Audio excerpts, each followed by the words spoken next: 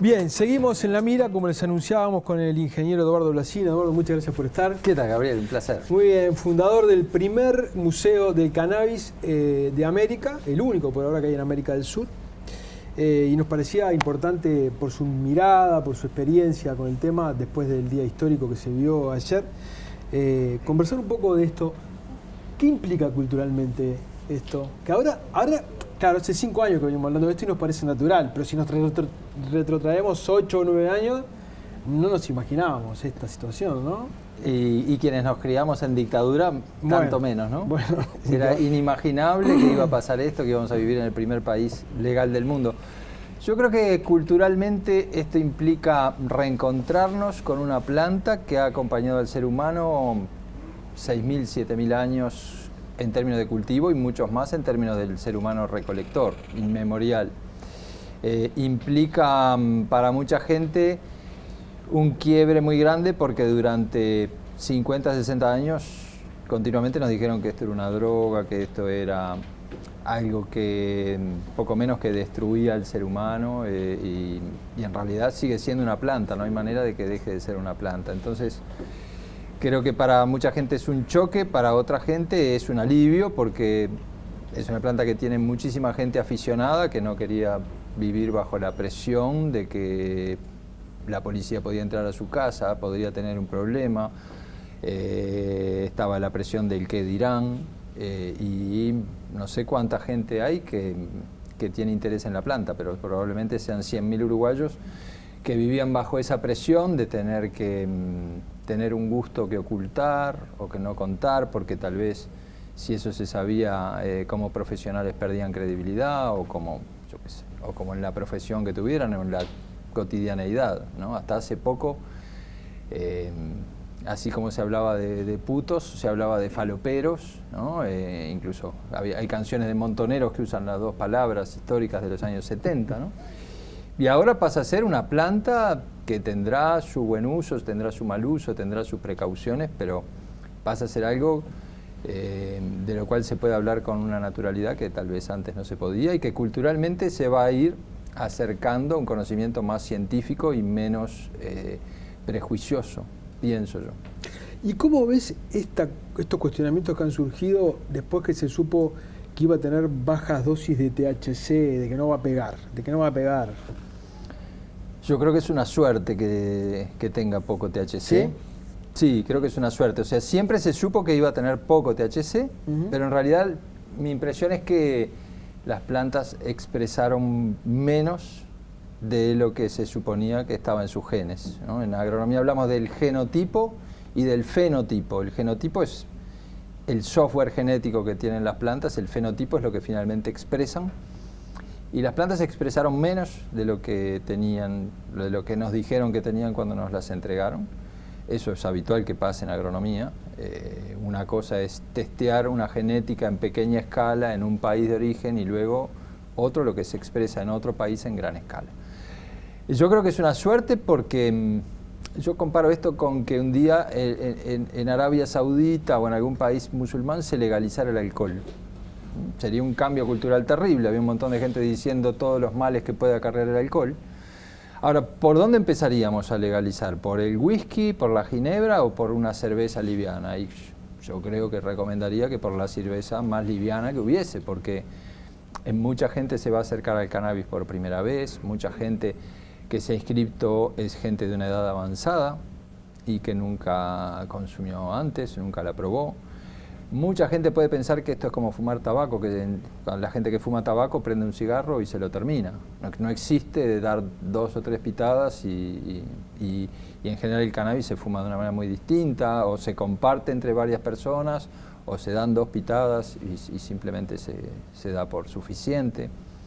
Entonces creo que es mejor empezar por algo bien liviano y después eventualmente lo que se aprobó no impide que luego se agreguen otras variedades. O sea que el menú sigue abierto en la medida en que se entienda que esto no logra el objetivo de sustituir al narcotráfico, por ejemplo, que es una de las críticas que se hacen, que al ser liviano no va a lograr el objetivo.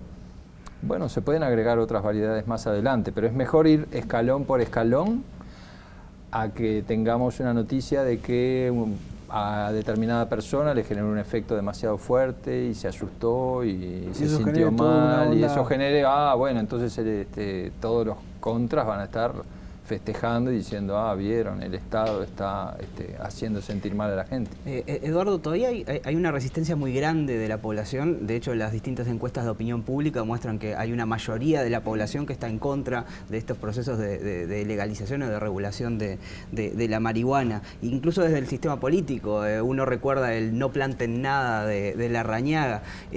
¿Vos ves riesgos de que esa opinión pública presione a los partidos para una marcha atrás en todo esto? Yo sí veo riesgos. Creo que esto hay que hacerlo funcionar con una responsabilidad muy grande. Y veo riesgos porque hay un gran negocio en que se ha prohibido. Está el negocio del tráfico, que naturalmente desea que esté prohibido, porque le da el monopolio. Está el negocio de rehabilitar gente y cuanto más prohibido, más fácil es que haya mal uso y que haya padres asustados, y en general quienes más se oponen a la legalización son los que tienen supuestos institutos de rehabilitación.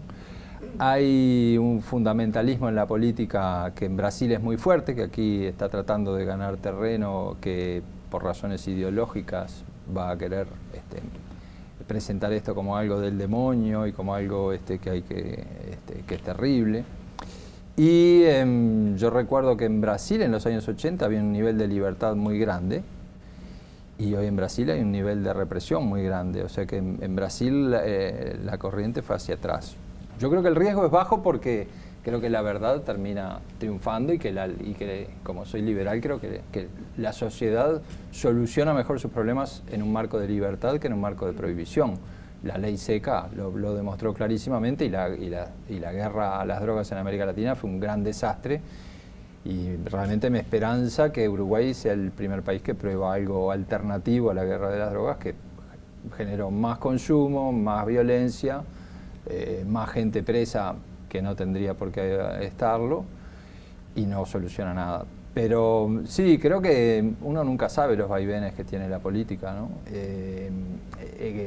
Tenemos la obligación de demostrar a la sociedad que la libertad y la regulación funciona mejor que la prohibición, y tenemos que muy humildemente convencer con hechos de que mejoran los indicadores de salud, que mejoran los indicadores de violencia, que se generan sectores económicos vinculados a lo textil, a lo industrial, a lo medicinal, que generan fuentes laborales y que generan desarrollo, y que el uso problemático se trabaja mucho mejor cuando la gente tiene la posibilidad, francamente, de decir tengo un problema porque, bueno, resultó que hay un mínimo porcentaje, pero me enganché con esto y quiero parar, o porque de repente hay jóvenes menores de 18 años que empiezan a fumar antes de lo debido. Me parece que todo eso lo tenemos que tratar mejor desde la transparencia y desde la adultez de poder hablarlo, que desde una prohibición que necesariamente hacía que si un joven fumaba no le contaba a los padres, porque si no les iba a generar una preocupación terrible.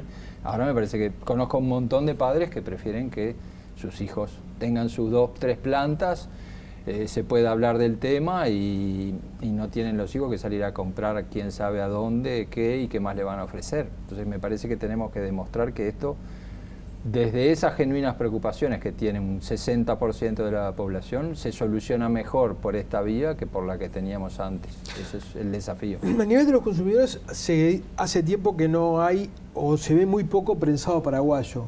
¿Vos pensás que esto es porque ya se sintió el impacto, digamos, a nivel del narcotráfico? Sí, yo creo que en los años 80, cuando al volver la democracia hubo grupos de jóvenes que nos interesaba la música, que nos interesaban aspectos culturales, y teníamos contacto con el cannabis, solo había prensado paraguayo. Que era realmente algo de pésima calidad, ¿no? Luego las semillas que venían allí, algunos empezaron a plantarlas, empezó a aparecer flor. Hoy, yo no sé, yo hace añares que no veo prensado paraguayo, y me parece que es un avance que, bueno, de repente la gente que está muy por fuera no lo nota, pero me parece que haber pasado de algo que seguramente tenía insecticida, que seguramente tenía un montón de cosas que nunca sabríamos qué eran, que era malo por donde se lo mire, a una simple flor cultivada en un jardín que no tiene ningún otro componente que la flor, me parece que es un avance fantástico en términos de salud, justamente. Si lo que nos preocupa es la salud, el permitir a la gente cultivar sus propias plantas es una mejora sanitaria, para mí, fundamental. Vos, Eduardo, adelantaste algo al respecto, pero ¿qué otros usos, o por lo menos qué otras oportunidades a nivel económico, comercial, abre la explotación productiva del cannabis? Yo creo que la gran oportunidad de corto plazo es el cannabis medicinal. Mucha gente dice, no, hablan del cannabis medicinal para justificar que quieren consumir el otro, ¿no? A veces se encuentra con esos argumentos tan simples.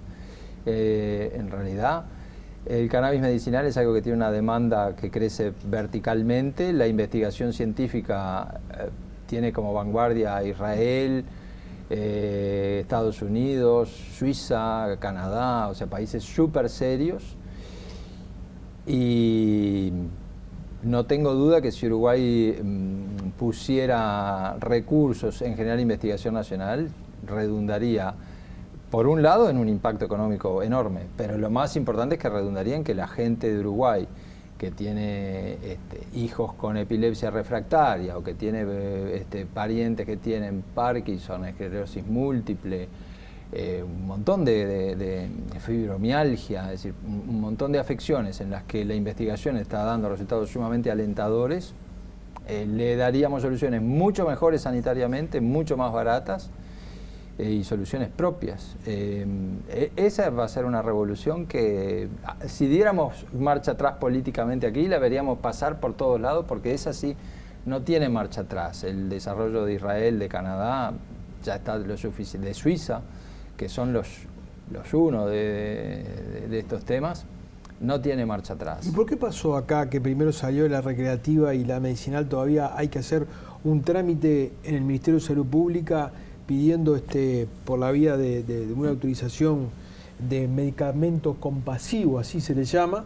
Salud Pública te hace un documento que sirve como habilitación para importar, ¿no? Y se trae del exterior. O si no, tenés que recurrir al mercado negro de alguna gente que hace aceites sin saber cuánto tiene de CBD, cuánto tiene de THC, pero las madres de los chiquilines estos, que las tuvimos acá presentes, contándonos de que tenían 30, 40 ataques de epilepsia por día y con el aceite lo bajaron a 2, ¿no? ¿Por qué pasó esto? ¿Es el Ministerio de Salud Pública el que tiene la palabra ahora? ¿Cómo es ahí? ¿Cómo? Yo creo que el Ministerio de Salud Pública tiene una palabra por dar, porque también estas madres han estado en el museo y me han dicho que el Ministro de Salud Pública no las recibe. Me parece que no recibir a una madre que tiene hijos con epilepsia y que está pidiendo una solución científica para el problema de su hijo, me parece que hay una palabra que está pendiente, digamos, una reunión que está pendiente, un diálogo que está pendiente. O sea, todo esto de la legalización, lo que tiene para mí como importante socialmente es que podemos justamente dialogar. Y no puede ser que no podamos dialogar sobre temas médicos. Por otro lado, el presidente ha dicho, Tabaré Vázquez ha dicho que no hay evidencia suficiente. Bueno, es respetable eso como postura científica, pero trabajemos en pos de esa evidencia. Si está pendiente de consolidar una evidencia científica, o si hay parte de los médicos que creen que esto es todo mentira, bueno, avancemos a donde la ciencia nos lleve, pero avancemos, démosle algún recurso al Clemente Estable, démosle más recursos a la Facultad de Ciencias, démosle más recursos a la Facultad de Medicina, y veamos si realmente esto es un invento de hippies que quieren hablar de lo medicinal para justificar su postura, o realmente las madres, cuando le dan el aceite, pasan de 50 casos a 2, como dicen, miles y miles de madres de Uruguay, de Argentina, de Chile, de Colombia y de todas partes, donde curiosamente van más adelante que nosotros. En estos días han llegado un montón de periodistas a Uruguay y bueno, es de las cosas que preguntan, bueno, y el recreativo va muy rápido, ¿y el medicinal cómo va? Y ahí bueno, suponemos que a partir de este hito, de que bueno, terminó este tema de la farmacia que tanto captaba la atención, ahora acelerará lo otro. Esa es la esperanza. Eduardo, muchísimas gracias por haber estado, ¿sí? Gracias a ustedes, un placer. Muy bien, gracias Fede. Gracias a ustedes por haber estado ahí, los esperamos el jueves próximo. Que pasen bien.